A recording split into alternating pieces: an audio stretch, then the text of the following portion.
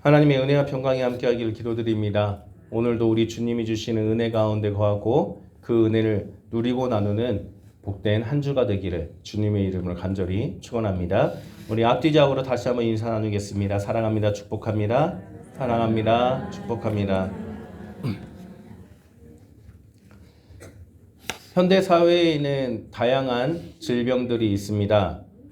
오늘도 그 질병들은 다양한 원인을 가지고 있지만 공통된 원인 중 하나가 스트레스로 인해 질병이 발생한다라는 그러한 통계가 있습니다. 특히 우리나라는 23년도에 조사한 통계에 따르면 OECD 국가 중에 스트레스 지수 1위를 차지할 정도로 극심한 스트레스 속에서 살아가고 있는 것이 우리들의 현실입니다.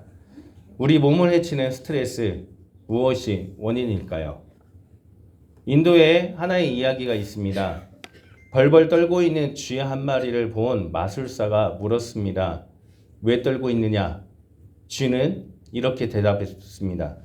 고양이에게 잡아먹힐까봐 떨고 있습니다. 그래서 마술사는 쥐를 고양이로 만들어 주었습니다. 시간이 지나서 다시 고양이를 만났는데 여전히 떨고 있어서 마술사가 물었습니다. 왜 아직도 떨고 있냐? 그러자 고양이가 말하기를 개 때문에 떨고 있습니다. 마술사는 이번에 고양이를 개로 만들어 주었다고 합니다. 이젠 안 떨고 있겠지라고 생각하였지만 다시 만난 개가 여전히 떨고 있었고 무엇 때문인지 묻자 호랑이 때문이라고 말하여서 마술사는 개를 호랑이로 만들어 줬습니다. 그런데 얼마 안 가서 또 떨고 있는 호랑이를 보게 되었고 호랑이는 사냥꾼 때문에 떨고 있습니다 라고 말을 하자 마술사는 이렇게 말했답니다. 아무리 도와줘도 염려와 근심이 끝나질 않는구나. 다시 쥐로 돌아가라. 우리의 인생은 염려와 근심이 끊임없이 찾아오는 것 같습니다. 우리에게 찾아오는 염려와 근심에는 그 원인이 무엇일까라고 했을 때 어떤 학자는 거기에 대해서 세 가지 원인을 말했습니다. 첫째는 잃어버렸기 때문이다. 우리가 소유한 것들, 돈, 명예뿐만 아니라 건강까지로 잃어버리게 된다면 우리는 염려하고 근심하게 된다는 겁니다. 그리고 둘째는 불안감 때문입니다. 사고가 일어날까 불안하고 우리의 직장이 내일 당장 어떻게 될지 불안하고 미래가 보장되지 않아서 불안해하기 때문에 염려하고 근심하는 거라고 말합니다.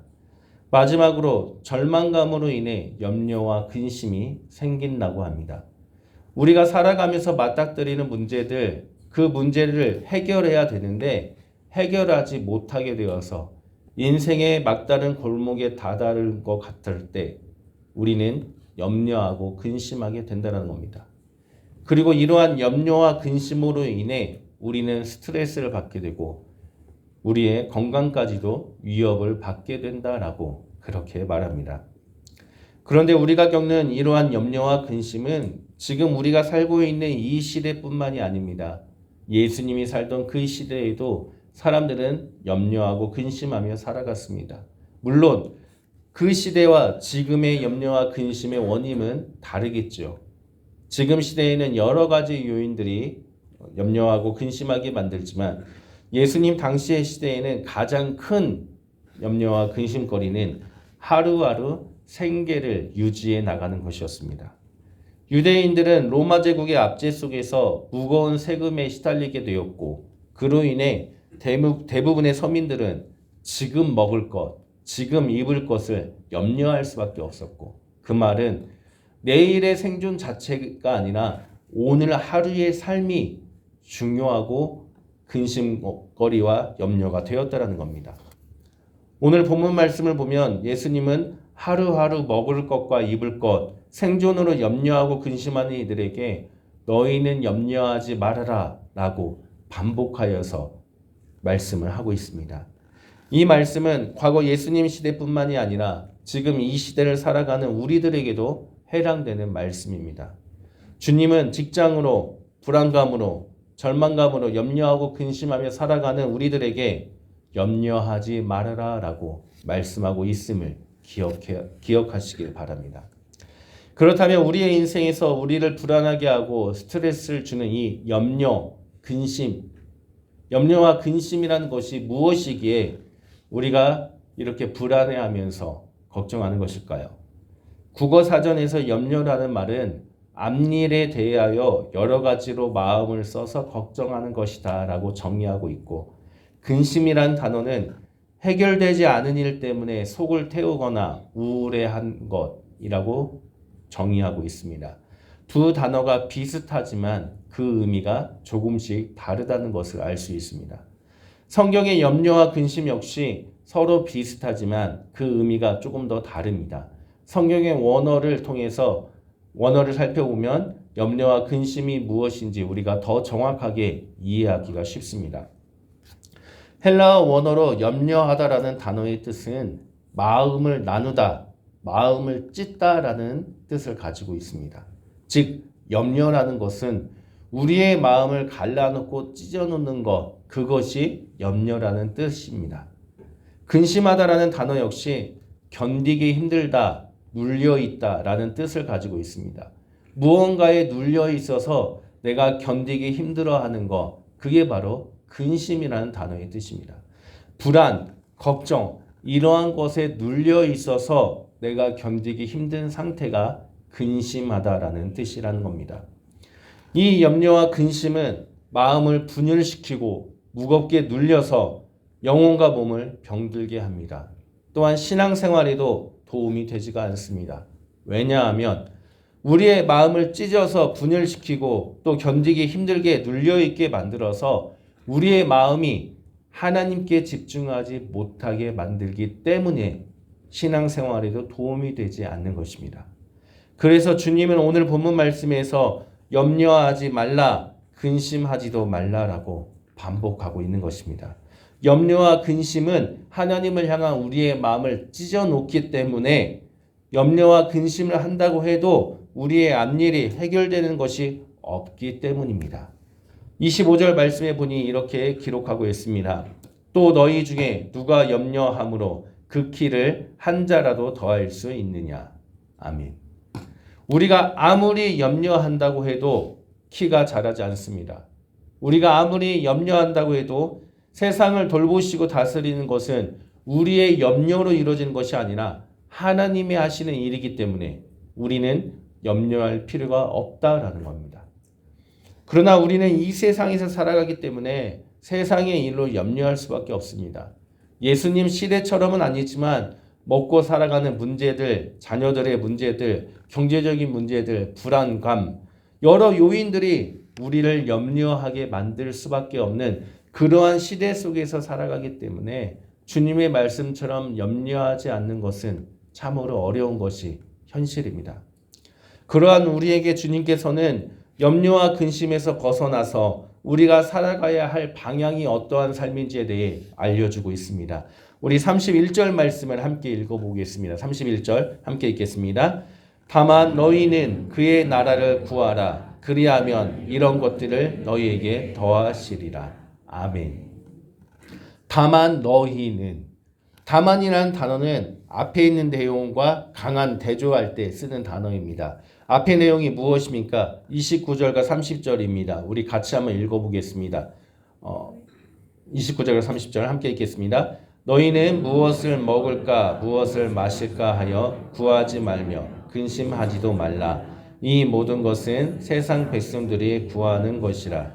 너희 아버지께서는 이런 것이 너희에게 있어야 할 것을 아시느니라.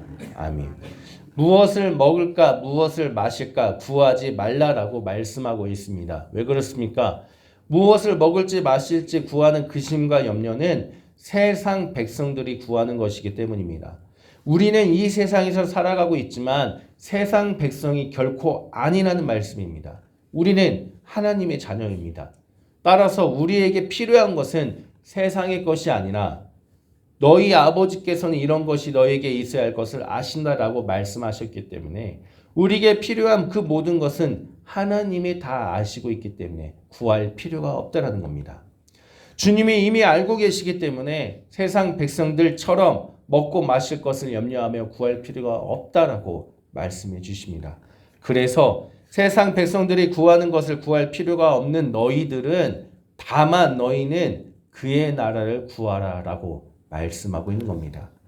이 세상에서 살아가는 하나님의 자녀인 우리는 세상에 먹을 것과 입을 것을 구하며 염려하고 근심하는 것이 아니라 그것은 하나님이 이미 아시기 때문에 그렇기 때문에 우리는 오직 하나님의 나라만을 구하며 살아가면 된다라고 주님 우리에게 우리의 삶을 제시해 주고 있습니다.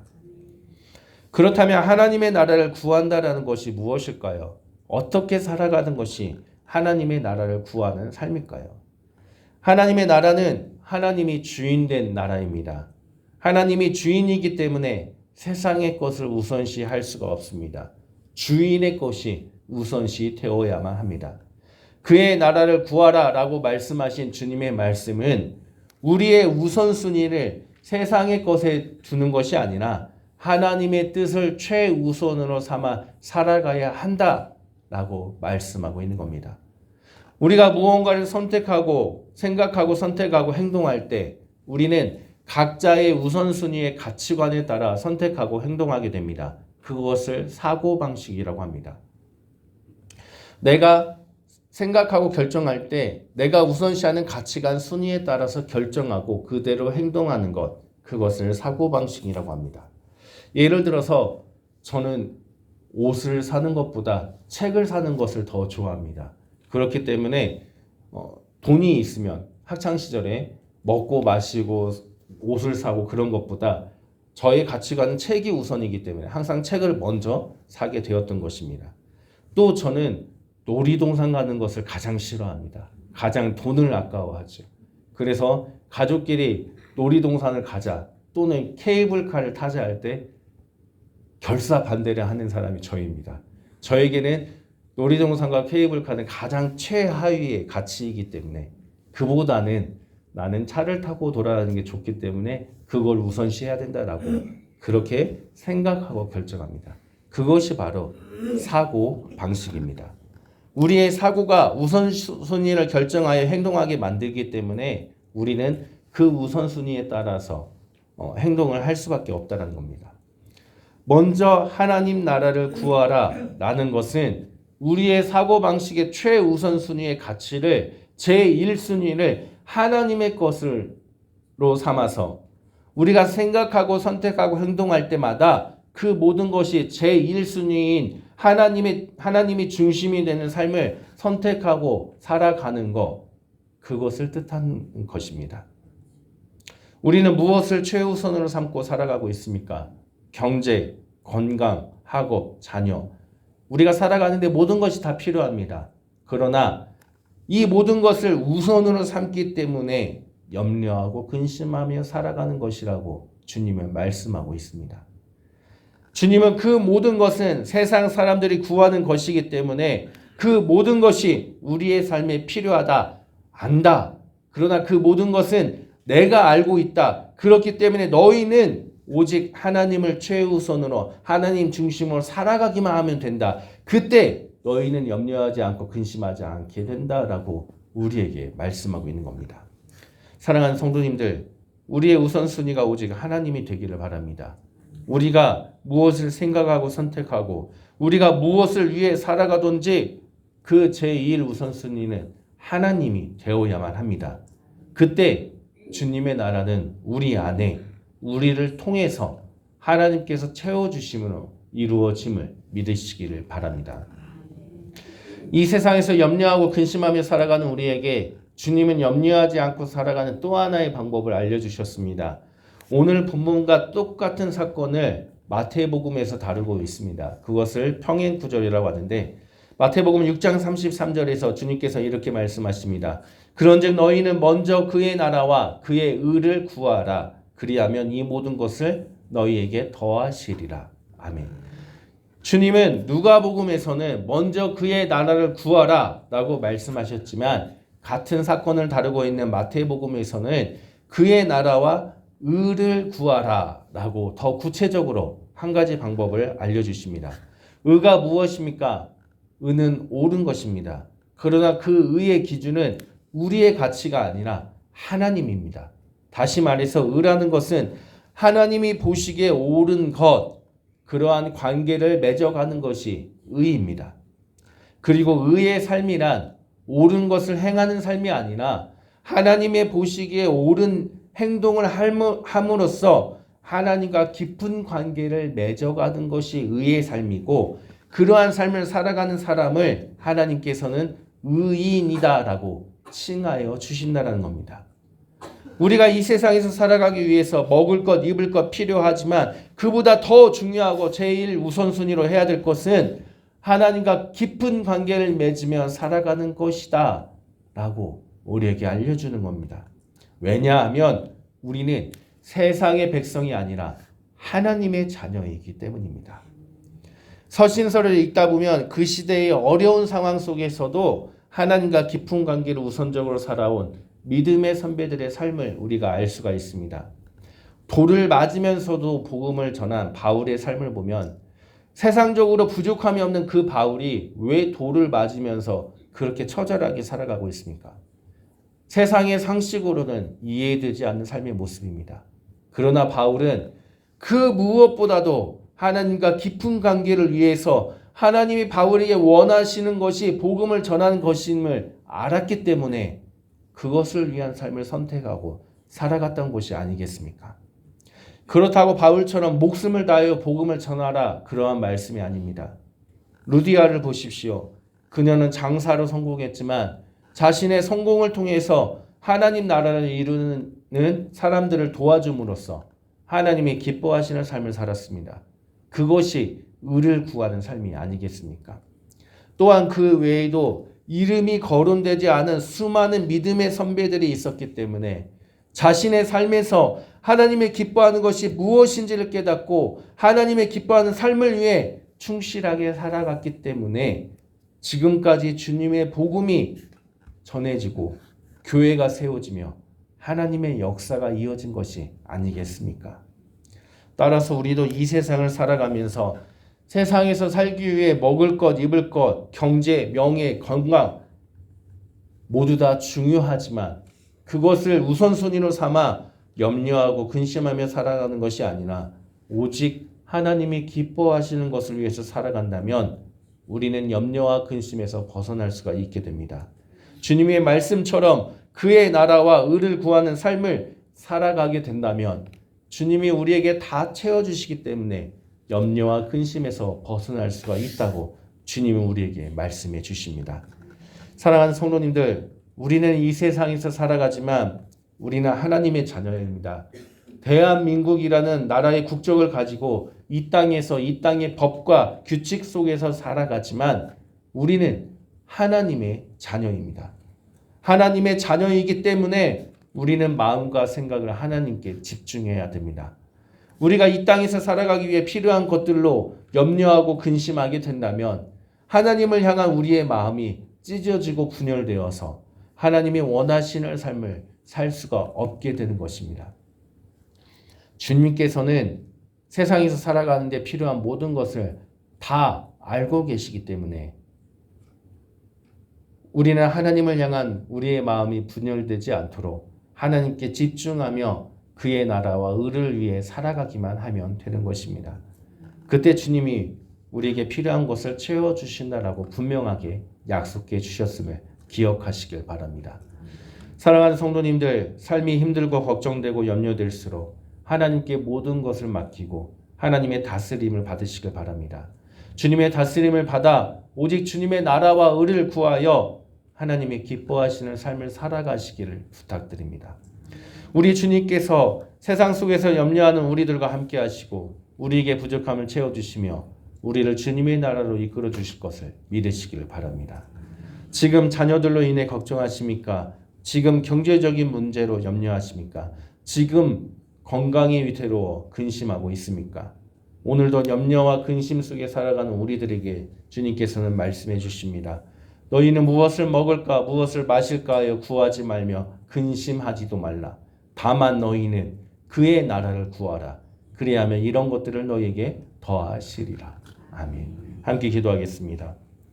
우리의 삶을 이끄시고 다스리시는 하나님, 이 세상에서 하루하루 염려하며 근심하며 살아갈 수밖에 없는 우리들의 삶을 주님이 다스려 주시고 오직 하나님의 나라와 의를 구하는 우리들의 삶이 될 수 있도록 늘 함께하여 주옵소서. 우리를 구원하신 예수 그리스도의 이름으로 기도드립니다. 아멘.